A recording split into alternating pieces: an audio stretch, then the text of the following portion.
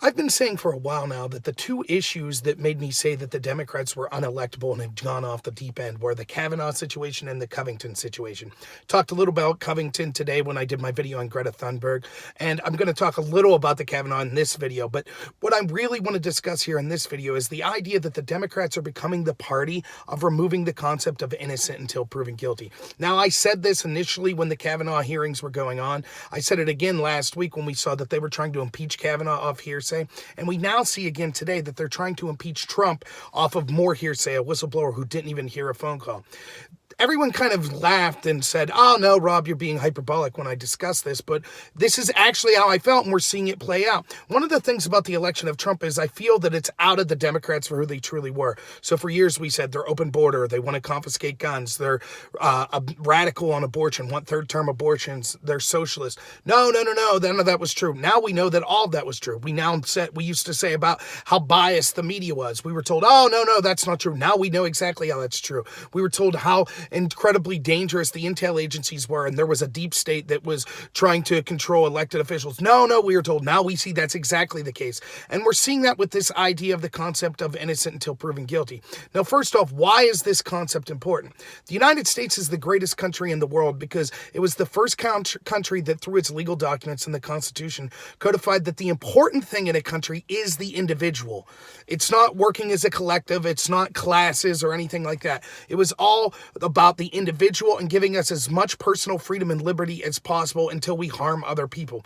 That's what allowed our country to thrive and be great. That's why it's the greatest country in the world, because anyone through the sweat of your brow has a chance to succeed. That idea is what makes America great.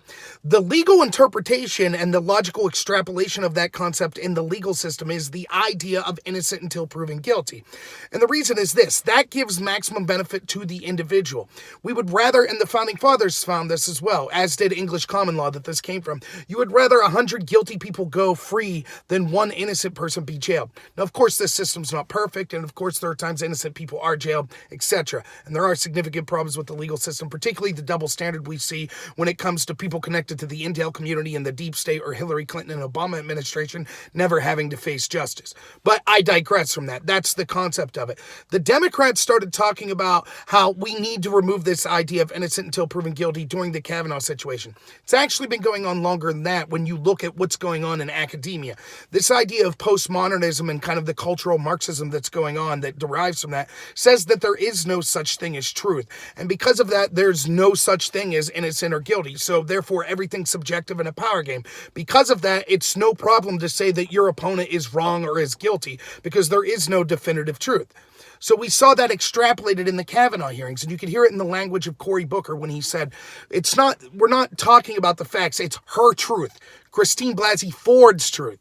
In other words, there is no objective thing as the truth. It is her, the individual's truth. And therefore, we have to believe the victim's truth.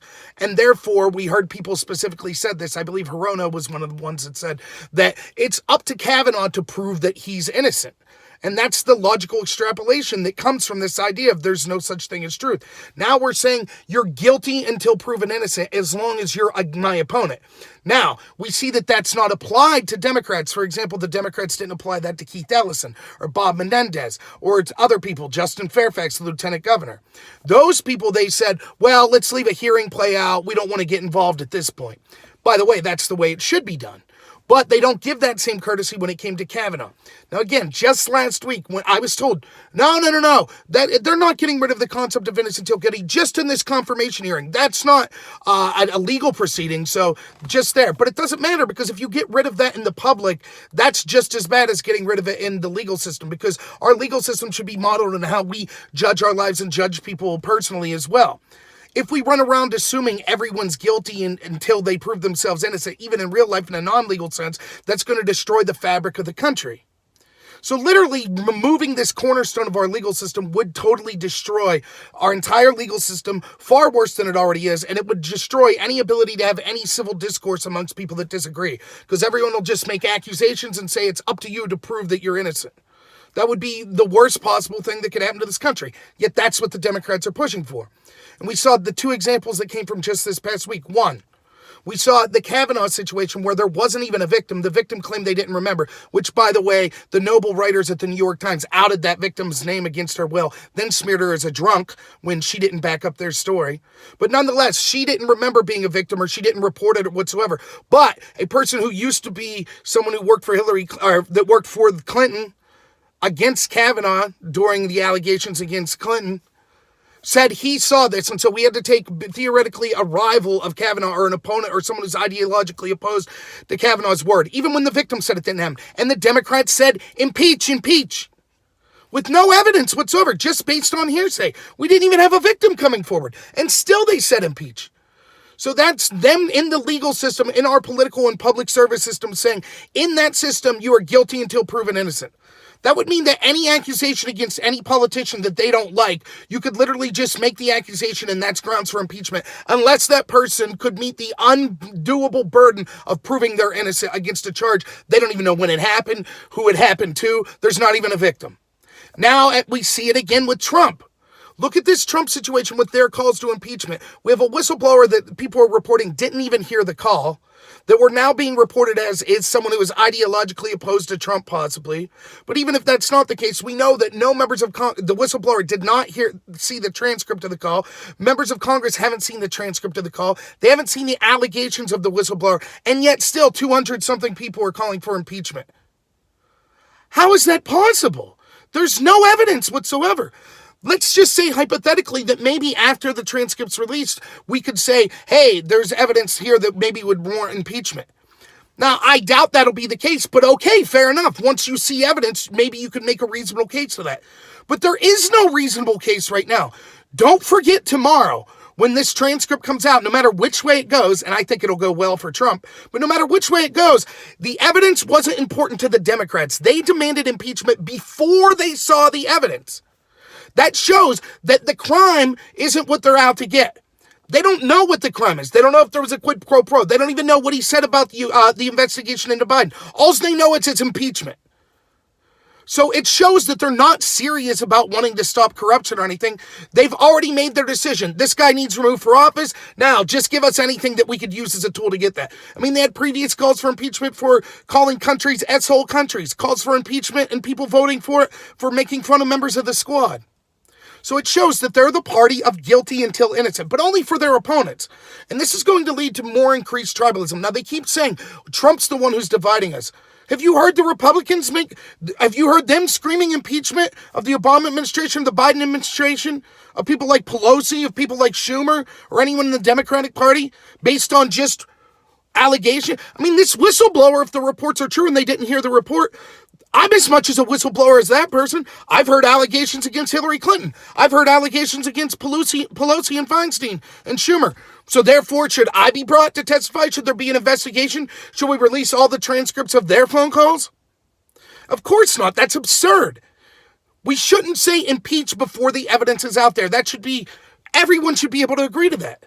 But the media and 200-something Dems, even some never-Trump Republicans are getting on board with this without any evidence, based on hearsay from a whistleblower that apparently didn't even hear the phone call, and not hearing the phone call themselves or even the whistleblower's direct allegations. That's enough for impeachment. If that's the threshold, what are they going to say when the Republicans decide, okay, we'll do the same thing? So whoever's elected to whatever office next time, we're just going to say, hey, we heard someone in the intel community say they're corrupt. Come on, we want to see all the transcripts of everything. Impeach, impeach, impeach. Is that really the precedent we want to set?